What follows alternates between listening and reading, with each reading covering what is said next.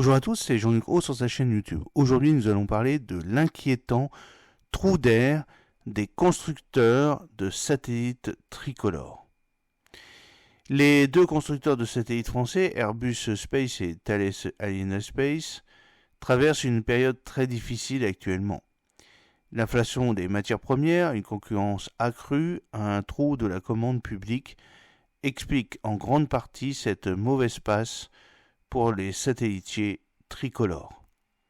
Airbus Space a remporté en 2023 un appel d'offres pour la fabrication du Thaicom, comme vous pouvez le voir sur la photo. Nos deux maîtres d'œuvre français dans le domaine des satellites sont aujourd'hui dans une situation difficile et tout le monde le sait, avait expliqué le directeur de la stratégie du CNES, Jean-Marc Astourg, lors de la conférence de rentrée du CNES en janvier. Les déclarations inquiétantes du haut responsable français dans l'aérospatial se sont multipliées pour alerter sur la mauvaise passe de la filière satellitaire française. Airbus Space et Thales Alenia Space, TAS, mais aussi leurs fournisseurs.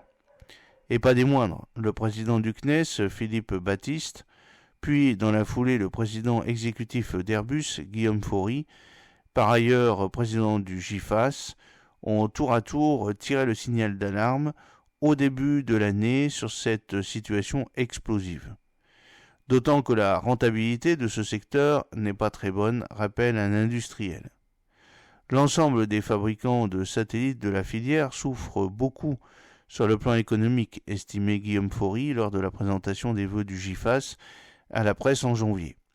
Philippe Baptiste a expliqué quant à lui, lors de sa conférence de rentrée, que l'augmentation du coût de certaines matières premières, qui a été absolument considérable, a eu un impact sur nos satellitiers, et de citer la hausse démentielle de 1000% du prix d'un gaz rare, une flambée qui tue la compétitivité de certaines solutions technologiques développées par les constructeurs de satellites qui sont remises en cause, avait précisé le patron du CNES. Résultat noté Guillaume Faury, le secteur des satellites est sous pression. Un trou d'air aux origines nombreuses, les origines de cette désillusion sont nombreuses. Il y a en effet eu l'inflation sur les contrats signés avec des clients institutionnels ou privés, qui étaient souvent forfaitaires. On constate les difficultés que cela peut engendrer. Il y a également le fait que le secteur est un peu dans un trou de commande publique, notamment dans la défense, avec des contrats terminés, puis de nouveaux contrats qui vont arriver dans quelques mois, voire quelques années, a résumé le directeur de la stratégie du CNES, Jean-Marc Astourg, lors de la conférence de rentrée du CNES. Par ailleurs, Thales a reconnu que les ventes de sa filiale TAS étaient affectées par les tensions persistantes dans la chaîne d'approvisionnement.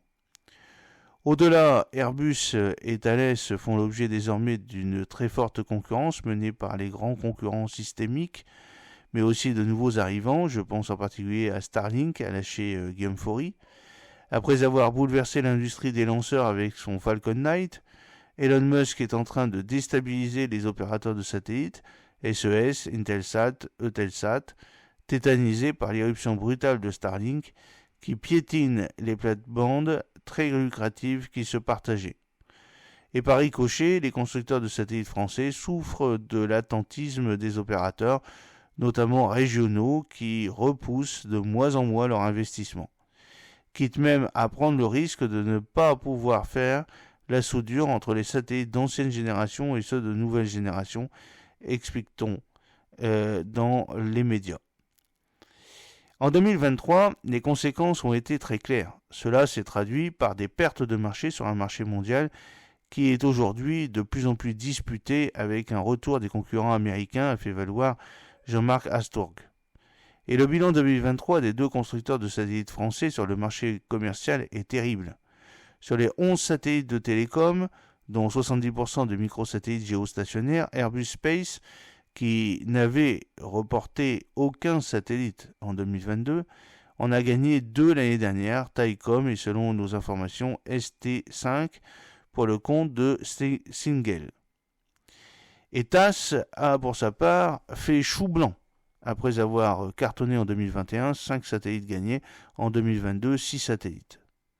En revanche, la start-up américaine Astranis a fait une entrée fracassante parmi les grands de ce monde avec le gain de 4 microsatellites géostationnaires, 2 pour le groupe mexicain Apco Networks, 2 pour le groupe philippin Orbit Corps.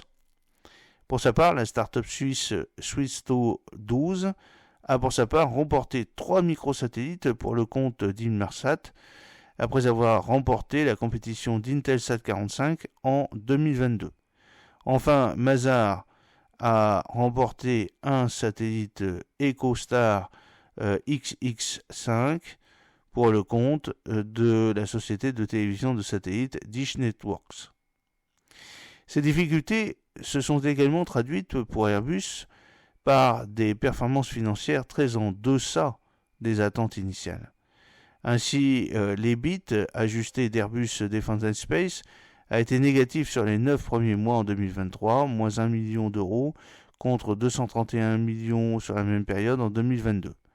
Le groupe européen a été contraint d'engager des charges de 400 millions d'euros liées à la révision des estimations au terme de certains programmes de développement de satellites de la gamme OneSat, principalement comptabilisés au troisième trimestre. Moins 79 millions d'euros au troisième trimestre. Guillaume Faury a été clair en janvier, il faut s'en occuper des difficultés. Et ce sont des dossiers qui font partie du travail des entreprises tout en prenant acte des grands chantiers et des grands changements, des grands bouleversements du marché. Iris est-elle une bouffée d'oxygène ? Pour garder la tête hors de l'eau, Airbus Space et TAS attendent désormais beaucoup de la constellation de la Commission européenne Iris poussée par Thierry Breton. La Commission espère signer un contrat de concession fin mars pour une durée de 12 ans. À l'exception de ce programme emblématique, aucun autre n'est aujourd'hui en gestation pour relancer les deux constructeurs. Par ailleurs, Philippe Baptiste recommande de développer des technologies robustes pour désensibiliser les industriels aux hausses des prix des matières premières. Ce sont des sujets qu'on intègre aujourd'hui. Dans ce contexte, les industriels estiment qu'il faut un plan de relance pour ce secteur en souffrance. La France est la seule à faire du surplace, regrette d'ailleurs un industriel.